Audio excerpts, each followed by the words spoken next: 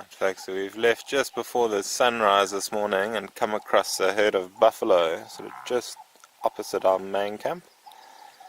Having buffalo around is always exciting because the lions follow very soon afterward.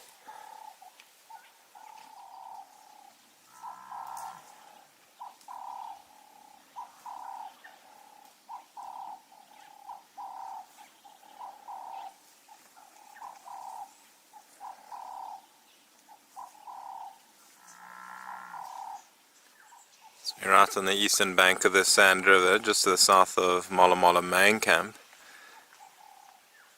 These buffalo, it seems, came down to drink opposite our camp last night, moved off a little bit and then settled down for the rest of the evening.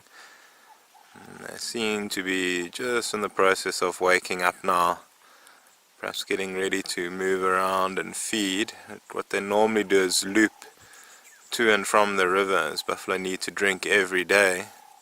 Presumably a lot of the waterholes away from the river are starting to dry up, so buffalo coming to drink at the river close to camp will become more and more of a feature in our episodes coming up.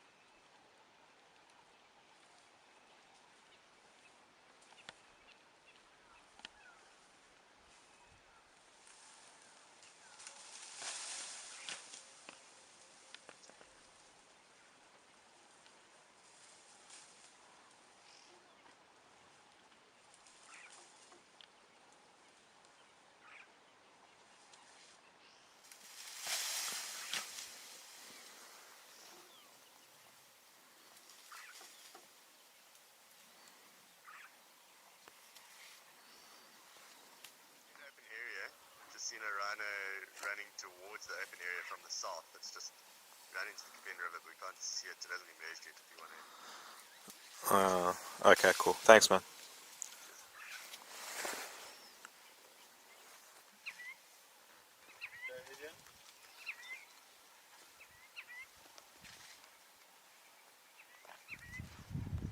Morning everyone. We've been out this morning doing some APU patrols. And we've come across this beautiful female leopard. There's also a couple of hyenas in the area, and she does look pretty well fed. So I wonder if she might not have a kill in this area and she's just resting. This is the Imsegweni female. Her sons have featured quite prominently in this series, but this is the first time we've actually seen her. She's extremely recognizable. She's got only one eye, as you can see. An incredible cat. The fact that she raised two sons to adulthood while coping with this disability, as well as keeping herself, well fed. Just an incredible cat.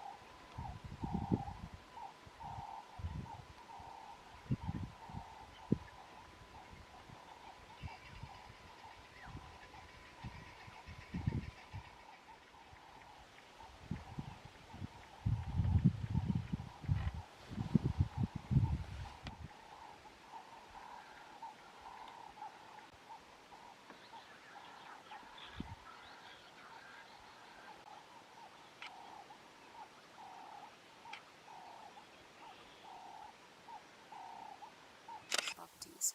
So that's why royalty would live longer than the normal people that have silver in their diet. In fact, just a bit of chaos here because there's a leopard up this tree. It's terrifying every monkey in it.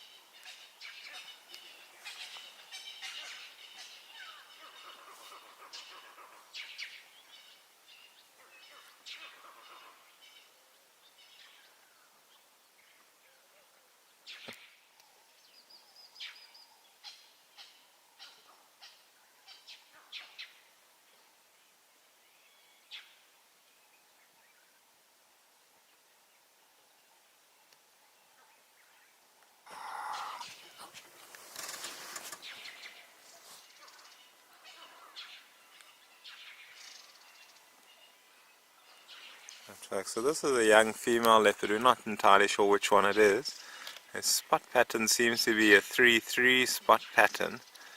It could very well be the same leopard we saw with the accipiter male the other day.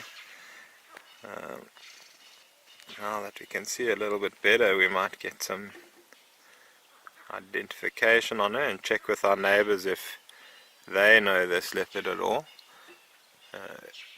Just from how relaxed she is with the vehicles, we can only assume she grew up on one of the reserves.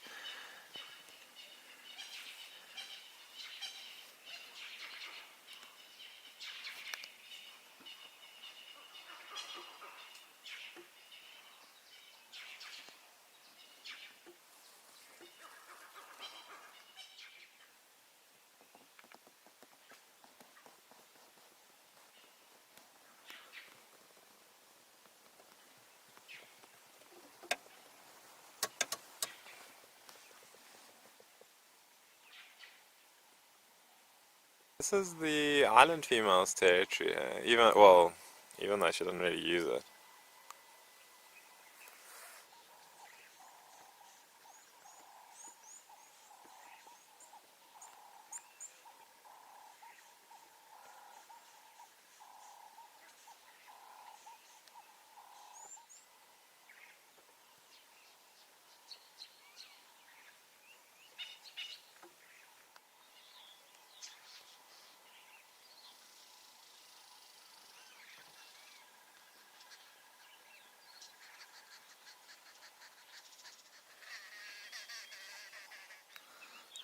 Just managed to see her tail flicking around in the grass there. There's her head popping out. So the river here is fairly wide. Not sure if she'll be able to get across it. She could also be looking for animals to hunt in these reeds, like little bushbuck and some of the water birds, and then we get another large rodent called a cane rat. Not too many of them around, but where she is a type of place that you would find them.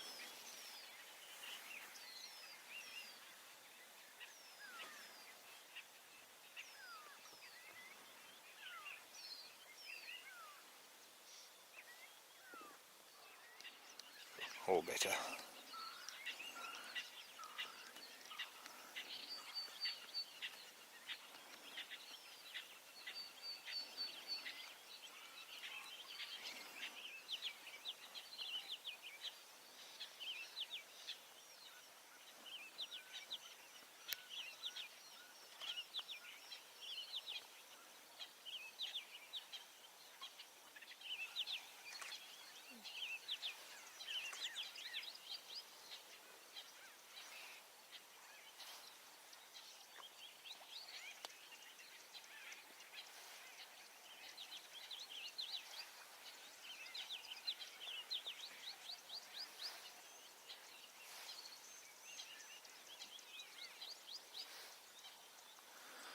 I'm not sure if she's seen something or not, but she's pretty much walked out of the island female's territory and is now in the territory of the Nkaveni female.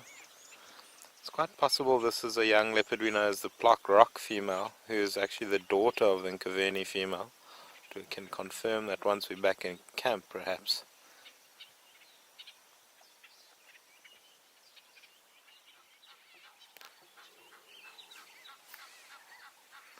So folks, the growling you can hear in the background is Robin's stomach. She hasn't eaten in about 3 days, judging by the sounds.